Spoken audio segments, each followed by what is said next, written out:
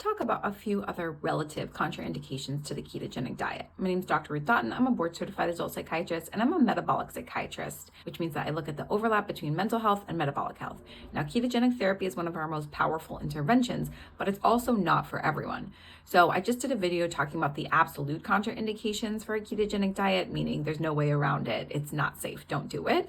But today we're going to talk about some relative contraindications, which means it's pretty tricky. It could be risky. And if you're going to do it, you need extra supervision, probably working with a really experienced provider. The first one is going to be someone who has had chronic pancreatitis or a Whipple surgery, which is where they remove the head of the pancreas, or pancreatic insufficiency. And this is because the pancreas is what releases insulin. And so if you're having issues with your insulin production, then a ketogenic diet, which drastically decreases your carbohydrate intake, may not be safe. Another one is kidney failure. If you have an estimated glomerular filtration rate, or GFR, that is less than 45, which would be more advanced kidney disease, then a ketogenic diet may not be safe. There are risks of things like kidney stones, issues with dehydration, etc. And so it would require probably working with a nephrologist in order to do this safely.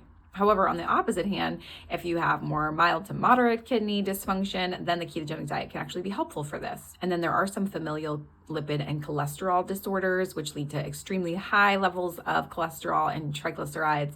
And because the ketogenic diet is a high fat diet, and there is usually a slight increase in LDL, although the triglycerides do tend to drop pretty drastically, this may not be safe for people for whom they already have an LDL of 300 or 400. So this is a situation where you'd really need to work with a specialist who's experienced in working with these populations.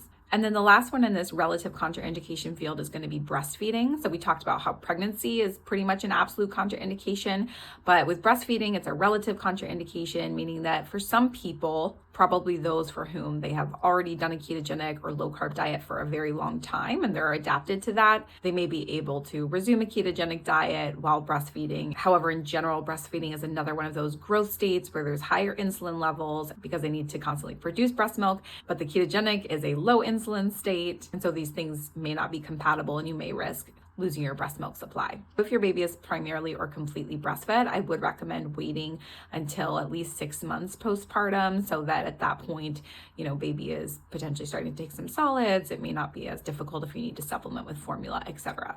If you have any questions about these, feel free to put in the comments below. There are a number of other conditions that do require special consideration on a ketogenic diet, and I'm happy to talk about those in a future video. Wishing you all good mental health today, and I'll see you in the next one.